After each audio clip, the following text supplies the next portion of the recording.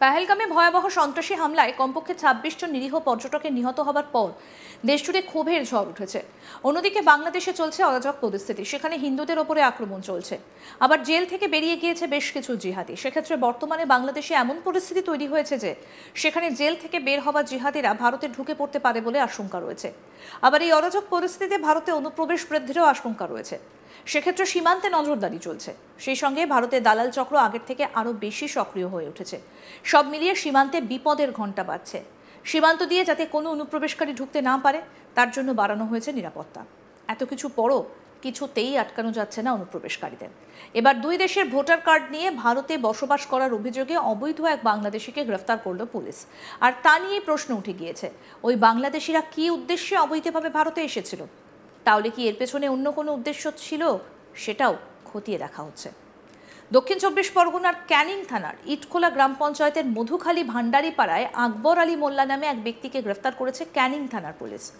গোপন সূত্রে ক্যানিং থানার পুলিশ খবর পেয়ে মঙ্গলবার রাতে তাকে জিজ্ঞাসাবাদের জন্য আটক করে। এরপর বুধবার সকালে তাকে গ্রেফতার করেছে পুলিশ। দীর্ঘ প্রায় ১৫ থেকে ১৬ বছর ধরে এই ব্যক্তি বসবাস করছিল ভারতে।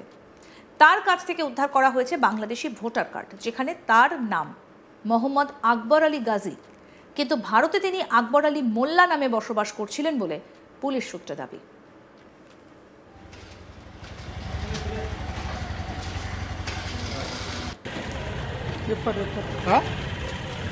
কত সালে এসছেন? আচ্ছা, কে কে আপনাকে এদেশে বানিয়ে দিল? হ্যাঁ, কোন প্রধান? আচ্ছা, এখানে এখানে কে করেছে? উনি বলেছিল স্কুল মাস্টারদের আমার বাবার দলিল আছে এখানে 2000। আচ্ছা, স্কুল মাস্টার নাম কি? স্কুল মাস্টার নাম কি? হ্যাঁ, স্কুল মাস্টার নাম কি? নামটা সে সময় মাস্টার করেছে। আচ্ছা, আপনি বাংলাদেশ থেকে কীভাবে এসেছিলেন প্রথমে? বাংলাদেশে আমি কাজ করতে এসেছিলাম। মানে কীভাবে এসেছিলেন? ভোটারদের এসেছিলাম। মানে অবৈধভাবে? আচ্ছা, কী নাম আপনার? হ্যাঁ, আপনার নাম? আকবর। আর বাংলাদেশে কী নাম ছিল? পুলিশ ইতিমধ্যে তদন্ত শুরু করেছে। প্রাথমিকভাবে পুলিশ জানতে পেরেছে ওই ব্যক্তি বাংলাদেশের সাতক্ষীরার বাসিন্দা। কিভাবে এই দেশে এলেন ওই ব্যক্তি, পাশাপাশি বাংলাদেশের নাগরিকত্ব থাকার পরও কিভাবে এই দেশের পরিচয়পত্র বানালেন, ভোটার তালিকায় নাম তুললেনই বা কিভাবে, সমস্ত বিষয় নিয়ে শুরু হয়েছে তদন্ত।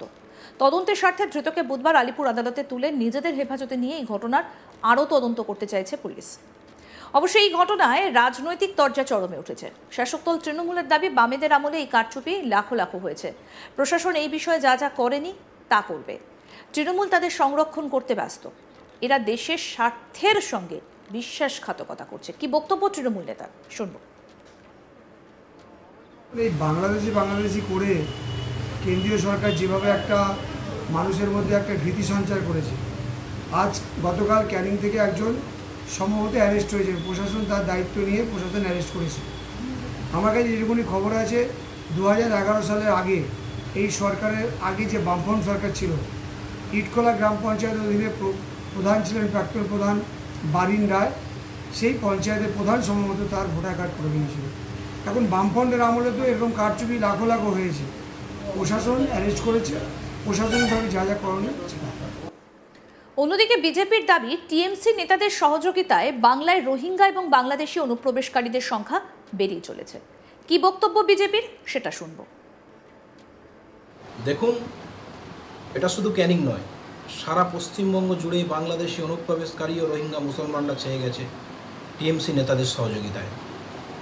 আজকে এই টিএমসি নেতারা রোহিঙ্গা মুসলমান এবং বাংলাদেশি অনুপ্রবেশকারীদের সংরক্ষণ করতে এরা ব্যস্ত।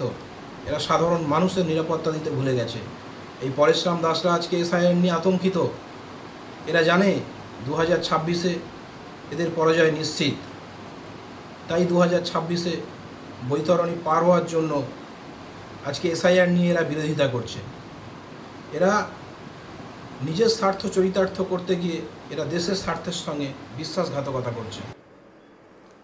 এই বিষয়ে আমাদের প্রতিনিধি প্রসেনজিৎ সাহা কি প্রতিবেদন তুলে ধরলেন, দেখবো এবার।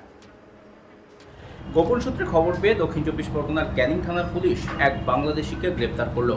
ধৃতের কাছ থেকে উদ্ধার হয়েছে বাংলাদেশের ভোটার কার্ড, পাশাপাশি এদেশের অর্থাৎ ভারতের ভোটার কার্ডও উদ্ধার হয়েছে অভিযুক্তের কাছ থেকে। ধৃতের বিরুদ্ধে মূলত অভিযোগ তিনি বাংলাদেশি হয়েও ভারতবর্ষে অবৈধভাবে প্রবেশ করেছিলেন এবং এখানে রীতিমতো থাকছিলেন। পাশাপাশি এখানকার যে সরকারি পরিচয়পত্র, ভোটার কার্ড, সেই কার্ড কিন্তু তিনি তৈরি করিয়েছিলেন। এবং গোপন সূত্রে সেই খবর পেয়ে ক্যানিং থানার পুলিশ মঙ্গলবার রাতে ক্যানিং থানার অন্তর্গত ইটখোলা গ্রাম পঞ্চায়েতের কোলাবাড়ি মধুখালী ভান্ডারিপাড়া এলাকায় তল্লাশি অভিযান চালায়। আর সেখান থেকেই কার্যত আকবর আলী গাজী নামে এই ব্যক্তিকে গ্রেপ্তার করে। ভারতীয় ভোটার কার্ডে তার নাম রয়েছে আকবর আলী গাজী, অন্যদিকে বাংলাদেশের ভোটার কার্ডে তার নাম রয়েছে মোহাম্মদ আকবর আলী। এই গোটা ঘটনায় কিন্তু যথেষ্ট চাঞ্চল্য ছড়িয়েছে এলাকায়। পুলিশ ইতিমধ্যে তদন্ত শুরু করেছে। মঙ্গলবার রাতে অভিযুক্তকে আটক করা হলেও তাকে জিজ্ঞাসাবাদের পর পুলিশ বুধবার সকালে তাকে গ্রেপ্তার করে এবং বুধবারই তাকে আলিপুর আদালতে তোলা হয়েছে। ধৃতকে নিজেদের হেফাজতে নিয়ে এই ঘটনায় আরও তদন্ত করতে চাইছে ক্যানিং থানার পুলিশ। পাশাপাশি পুলিশের দাবি যে শুধুমাত্র এই আকবর আলী নিজে নন, তিনি অন্য আরও অনেককেই বাংলাদেশ থেকে এদেশে নিয়ে এসেছেন এবং এদেশের ভোটার কার্ড, আধার কার্ড, এই ধরনের যে সমস্ত সরকারি পরিচয়পত্র সেগুলো কার্যত করিয়ে দিয়েছেন। এবং এই পুরো বিষয়টাই নিয়েই কিন্তু তদন্ত শুরু করেছে ক্যানিং থানার পুলিশ।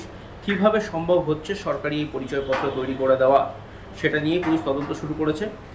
ধৃতকে জিজ্ঞাসাবাদ করা হয়। যখন তাকে আদালতের উদ্দেশ্যে নিয়ে যাওয়া হচ্ছিল তখন তাকে যখন আমরা জিজ্ঞাসাবাদ করি তখন জানা যায় তিনি বলেন যে স্থানীয় পঞ্চায়েত প্রধানের মদতেই তিনি এই সরকারি পরিচয়পত্র করতে সক্ষম হয়েছেন। তিনি আরও দাবি করেছেন দীর্ঘদিন ধরেই তার যারা পরিবার পরিজন অর্থাৎ বাবা, ঠাকুরদা, তারা কার্যত এদেশের বাসিন্দা, তেমনটা তিনি দাবি করেছেন। গোটা বিষয়টা খতিয়ে দেখছে পুলিশ এবং এই ঘটনাকে কেন্দ্র করে ইতিমধ্যেই যথেষ্ট চাঞ্চল্য ছড়িয়েছে। শাসক বিরোধী তরজাও শুরু হয়েছে।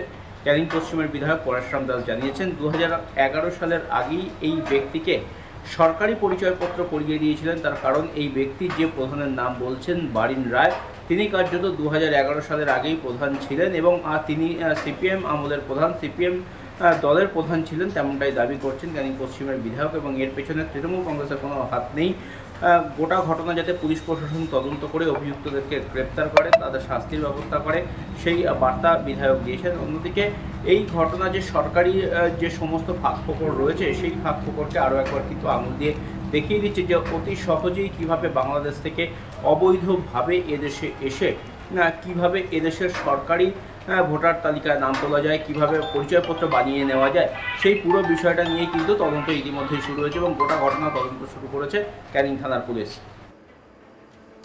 পেহেলগামে ভয়াবহ সন্ত্রাসী হামলায় কমপক্ষে 26 জন নিরীহ পর্যটক নিহত হবার পর দেশজুড়ে ক্ষোভের ঝড় উঠেছে। অন্যদিকে বাংলাদেশে চলছে অরাজক পরিস্থিতি, সেখানে হিন্দুদের ওপর আক্রমণ চলছে, আবার জেল থেকে বেরিয়ে গিয়েছে বেশ কিছু জিহাদি। বাংলাদেশের পরিস্থিতি বর্তমানে এমন তৈরি হয়েছে যে জেল থেকে বের হওয়া জিহাদিরা ভারতে ঢুকে পড়তে পারে বলে আশঙ্কা রয়েছে। আর এই অরাজক পরিস্থিতিতে ভারতে অনুপ্রবেশ বৃদ্ধিরও আশঙ্কা রয়েছে। সেক্ষেত্রে সীমান্তে নজরদারি চলছে। ভারতের দালাল চক্র আগের থেকে আরও বেশি সক্রিয় হয়ে উঠেছে। আর সব মিলিয়ে বিপদের ঘণ্টা বাজছে সীমান্তে। আরও আপডেট পেতে দেখতে থাকুন আজ তাক বাংলা। সাবস্ক্রাইব করুন ইউটিউব চ্যানেল, নোটিফিকেশন পেতে বেল বাটন অপশন প্রেস করুন।